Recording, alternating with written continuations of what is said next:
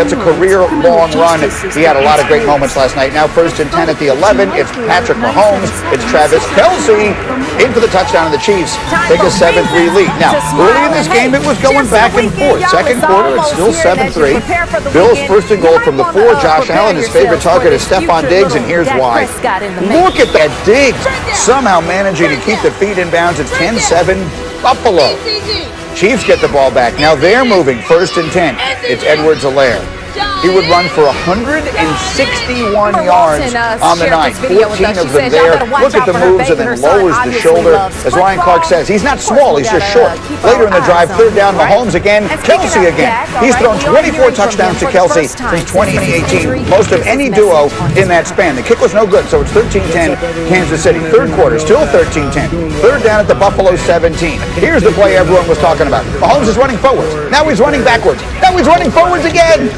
Almost picks up the 1st down. Andy Reid wants them to check it. He wants them to measure it. They won't do it. He's mad. Doesn't really matter because they go for it on 4th down and this happens. Darrell Williams, touchdown. Chiefs, first game with 200 yards rushing since 2016. They ran the ball 46 times last night, most ever under Andy Reid. 4th quarter, Chiefs up 23-10. Bills not giving up. Josh Allen, Cole Beasley. It's a one-possession game, 23-17. Chiefs need to run some clock.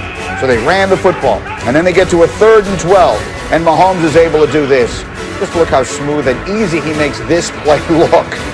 Somehow finding Byron Pringle wide open. It's a 37-yard gain to the 30. They would kick a field goal, so it's a 2-possession game at 26-17. Last gasp for the Bills. Josh Allen threw for just 122 yards last night, easily his fewest of the season. Chiefs get the win. Once we saw that how deep their linebackers and safeties and corners were playing, we knew that we had the run. We had the run game, and so we really just stayed with it. And if teams are going to play us like this, you're going to see us running the football, and we have the guys that can do it. They most certainly did last night. They ran it some more.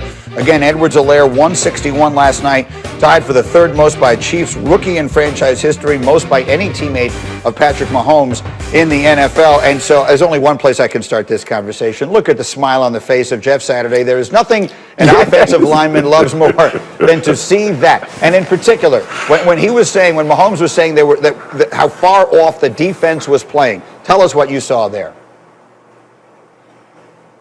Yeah, they're lining up 7 yards flat-footed from the line of scrimmage. All their linebackers, they're almost at cornerback level when they're approaching the line of scrimmage. And as you're watching what Mahomes is saying, there's no other option other than to run it. Because, by the way, you're not going to get touched for the first 4 yards. All you got to do now is run 3 more. I mean, we are just churning this thing out. This is a requirement for the Chiefs' success, Greeny. When you look at the way they play last night, they want to be sprinters, right? That's in their nature. That's in their DNA. Guess what? Teams are going to make them go run the mile, which is frustrating. I love that Patrick Mahomes is up there talking about, hey, we'll win how we want. No, he don't want to win that way. Andy Reid don't want to win that way. Nobody on the Chiefs except the offensive line and the running backs want to win that way. And I absolutely love it. I had tears in my eyes watching that game because that is a thing of beauty, Greeny.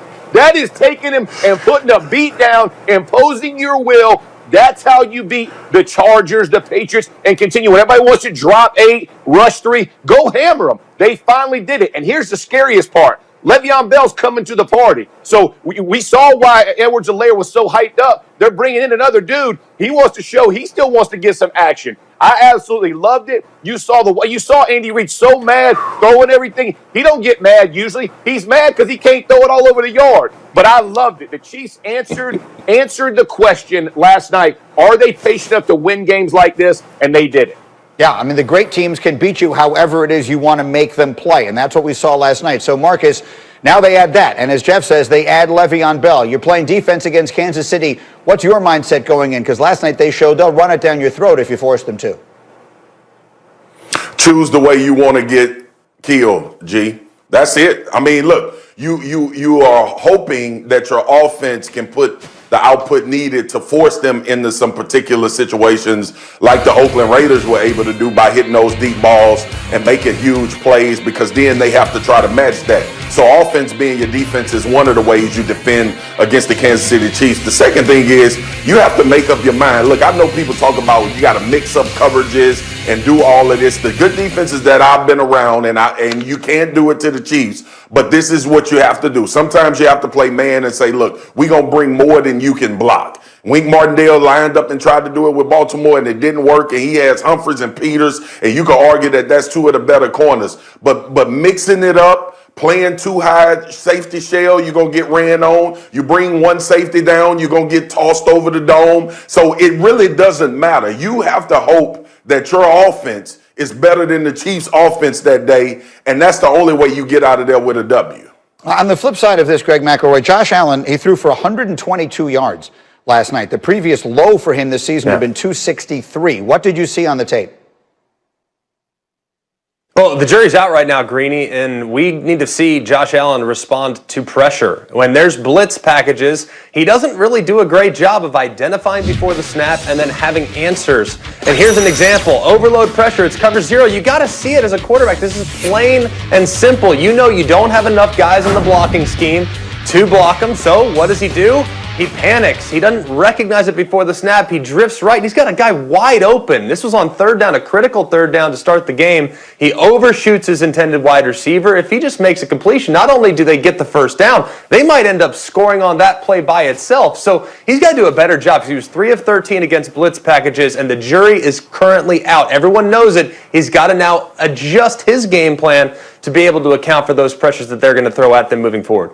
Yeah, look, it's been a good start to the season for him, but certainly some things he can still work on there. Guys, stay with me here. Much more from all of you as we go, but let me get Graziano here and run the hurry up through some news and notes. The Eagles have injuries as they play Thursday. What's the latest? Zach Ertz, their tight end, has an ankle sprain. He's going to miss multiple weeks with that, so obviously not playing this Thursday night. And starting running back Miles Sanders is dealing with a knee injury that seems likely to keep him out of at least this week's game, possibly more. Lane Johnson, their right tackle, might have to miss the game with an injury. I could go on and on. It's the Eagles. Injuries are the story of their season. The story of the Titans season has been scoring points and racking up yards. They had 600-plus yards on Sunday.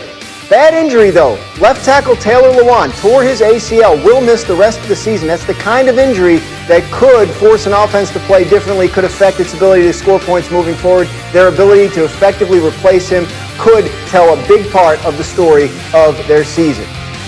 The story of the season, honestly, I misspoke, with the Titans has been the COVID thing, right? They didn't play for a couple of weeks. So the league and the union have been investigating what went wrong there, what caused an outbreak, 20-plus people testing positive.